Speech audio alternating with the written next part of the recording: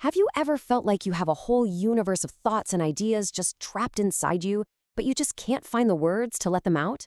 Well, that's what we're talking about today. We're diving into the beginning of Meg Wolitzer's fantastic novel, The Female Persuasion, which is all about that messy, difficult, and ultimately amazing journey of finding your voice. So we're going to break down some key moments from the first few chapters. We'll be focusing on a young woman, Greer Kadetsky, right at this pivotal moment where her entire world is about to get turned completely upside down.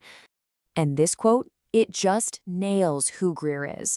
She's brilliant, she reads constantly, and she is absolutely stuffed to the brim with ideas. But on the outside, she's, as the book says, selectively and furiously shy. There's this incredible world inside her, but she's just terrified to let any of it out.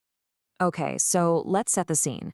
We meet Greer as a freshman at a place called Ryland College. It's not her first choice, and you can tell she feels totally out of place, just completely isolated. While everyone else is running off to parties, she's surrounded by books, which she calls her powerful SSRI.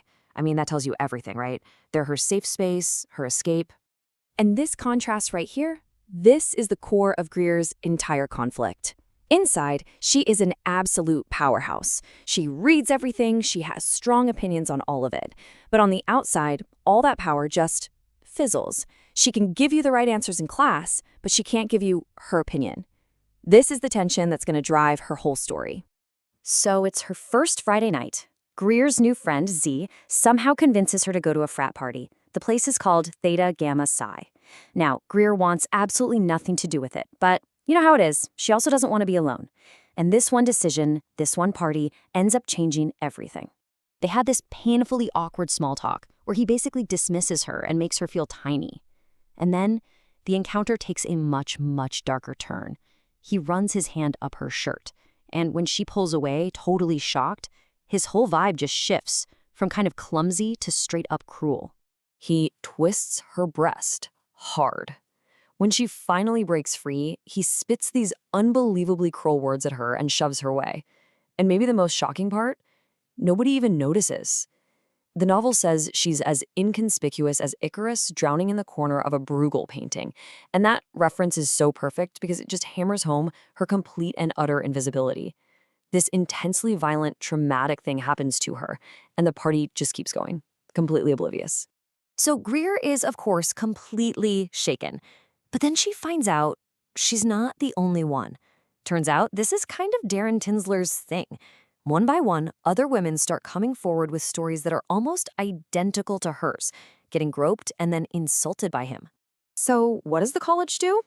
Well, the administration follows the procedure, right? They take the reports, they hold a hearing, they issue a verdict. It all happens pretty fast, but the outcome is just deflating. The system basically processes the complaints and, in the end, dismisses what these women went through. This is the statement Darren Tinsler reads from a piece of paper at the hearing. It's like a masterclass in the non-apology, isn't it? He shifts all the blame from his actions to some supposed inability to read social cues. And the consequence for assaulting multiple women? 3 counseling sessions. That's it. He gets to stay. So they're furious, and they decide they have to do something. Greer and Z stay up all night ironing Tinsler's face onto 50 cheap t-shirts. But when they try to hand them out the next day, almost no one will take one. Their big attempt at activism, at finally using their voices, just completely falls flat. It's another crushing blow. But just when Greer is at her lowest point, feeling totally defeated, a new voice shows up on campus. And it's a powerful one, a famous one. Faith Frank, a huge figure from the second-wave feminist movement, is there to give a lecture. So you might be asking, who exactly is Faith Frank? Well, let me tell you, she is a huge deal. She co-founded a groundbreaking feminist magazine, she wrote a best-selling manifesto, and she was a regular face on TV, calmly and wittily taking down sexist arguments. She's an icon, a real voice of authority. And during her talk, Faith directly challenges the students who say things like, "Oh, I'm not a feminist, but..." She reclaims the word, connecting it right to their own desires for a good, fair life. And for Greer, listening in the audience, these words land like a lightning strike. It's like they give her a name, a framework, for the simmering sense of injustice she's felt her entire life. You have to understand, for Greer, this isn't just some lecture, it's a total revelation. The feeling she has listening to Faith is deep, it's profound. The book even says it's close to falling in love. It's that feeling of finally being seen, of hearing someone else articulate all the confusing thoughts that have been trapped inside you. So the lecture ends, and what do Greer and Z do? They spot Faith heading into the ladies' room, and they follow her in. They're hoping they can get a private moment to ask the question that Greer just couldn't finish during the official Q&A. Once they're inside, Greer just lays it all out there. She gets to the absolute core of her entire problem. She tells Faith how hard it is for her to speak up, how her voice always gets small and shaky. And then she asks this simple, incredibly vulnerable question.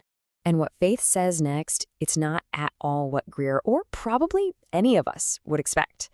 She doesn't just say, oh, just be louder.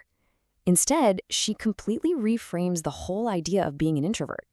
She says it's not some weakness you have to get over, but a quiet power that you can actually learn to channel. It's a skill, not a fixed personality flaw. And this is the moment, right? Faith doesn't just give her advice, she gives her validation. She looks right at Greer and sees the quiet fury, the desire to find meaning under all that shyness. And she tells her she admires it.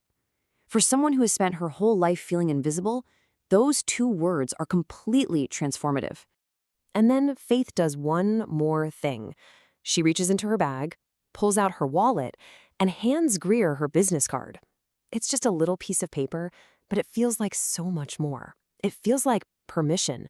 Permission to do what? Greer has no idea yet. And that's exactly where we leave Greer, just holding this card that represents a whole world of possibilities. It's a powerful moment that really asks a question we all have to face at some point. When someone you admire finally sees you and gives you that green light, what on earth do you do next?